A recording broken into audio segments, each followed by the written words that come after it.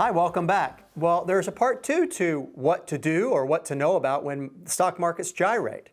And this one is more about your relationship with a financial advisor if you're working with one. Now, nobody needs extra stress when the market is doing what the market does do sometimes, as we've talked about. Don't need the extra stress of a misunderstanding with your financial advisor. What you expect them to do may be very different than what they do. And their investment approach may actually be a lot different than what you expect. You know, there needs to be more of a conversation than, hey, here's my money, make it grow, okay? You want to know these things before something happens. Don't wait until you're in the middle of a stock market pullback, correction, or bear market to say, hey, let's talk about our investment strategy. Know that when you're hiring your advisor, and if you already got an advisor and you aren't really clear on their investment approach, stop, pause, take a break, schedule a time, talk to your advisor and say, can you walk me through that process? Because when the you-know-what hits the fan, we do not need to be trying to change the wheels on the car while we're on the track. We need to be mindful of how this is going to be done so that you don't have that extra stress, because we're in the moment of the market being in a bad spot. That's not the time to figure that out. And I'm thinking of another analogy for you, which is a doctor. You know, the time to find out what type of doctor you have or what type of general procedures or things that they do is not when you have an acute situation. You know, that would just be a mismatch, and we want to avoid that. So let's start with some questions, and it's really basic.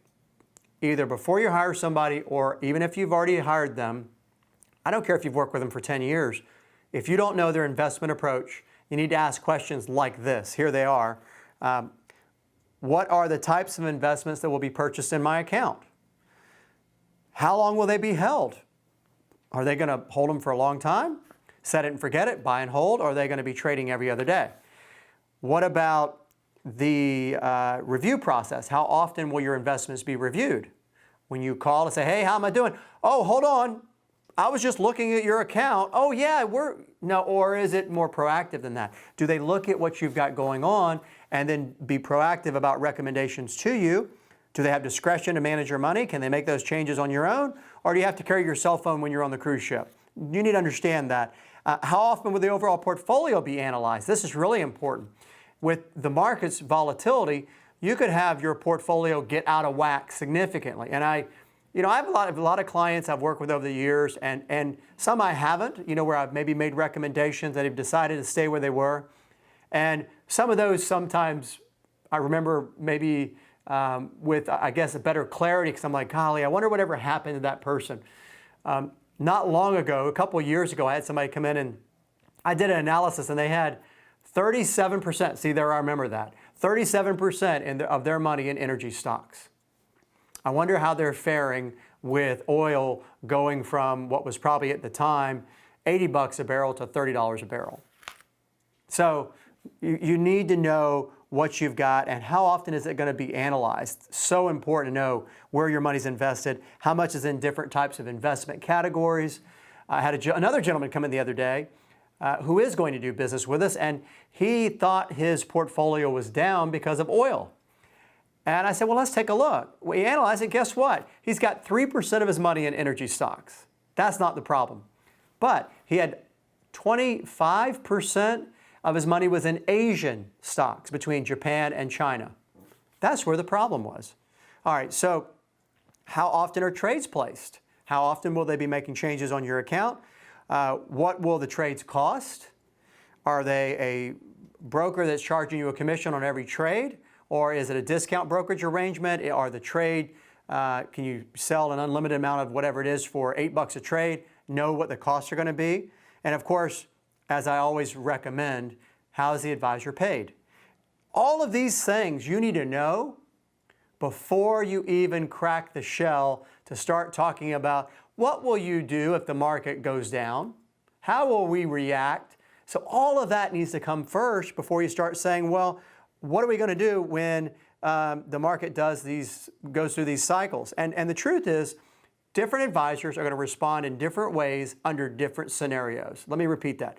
Different advisors are going to respond in different ways under different conditions. Advisors do not all work the same, so you need to understand what you should expect from the advisor. What will they do, and or what will they do differently if the market falls? Some advisors are a buy and hold. Some are darn near day traders. Some are somewhere in between. So what kind of advisor do you have? If you don't know, ask. It's okay to ask. You know, gosh, I don't remember. Can you tell me how you go about doing this? No good advisor, quality, professional, above board, is going to be put out or offended by somebody asking them, just to help them, remind them and explain to them how the advisor does what they do. And if you've got a specific concern, like corrections, inflation, interest rate changes, tax management, a run on the bank, political upheaval, nationalizing of something in our economy, Social Security, if you've got specific questions, ask about those and how you are positioned to respond and to mitigate the downside of those events. Ask how resilient your portfolio is. Ask how strong it will be in the face of some of these things.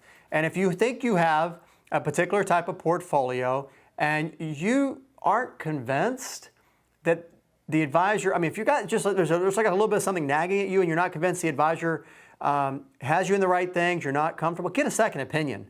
I had somebody come in the other day that the advisor says, you've got a conservative portfolio. I looked at it. I didn't even have to analyze it. I just looked at the statement. Wrong. They had 37% of their money in the top 5 stocks in their portfolio. There's no way that's conservative. You see, I'm sounding a little worked up here, but that bothers me because you need to know what's in the portfolio, and that it's the advisor's responsibility to make sure that that matches up with what you have. Now, here's my favorite question of all. What will you do if the market falls significantly?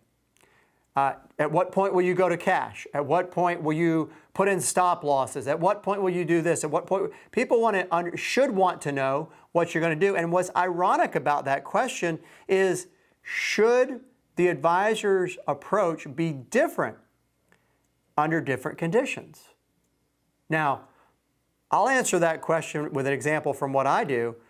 In my office and how we manage money, our job and our actions and our task and the things that we do, the procedures we take to manage client money, ready for this, are identical, whether the portfolio is up 10% or down 10%. In other words, the job's the same. I'm not going to all of a sudden say, oh, let's go to cash because the market's down a few points or it's off 5 or 6%. And then what does the market do? Jumps back up. Oh, wait, the bus is leaving. The train's going down the tracks. I meant to jump on. Well, that's very difficult to do, try to time it. So be clear about these things. Know what it's like before we go into a market correction. And if you do that, guess what? You'll plan stronger.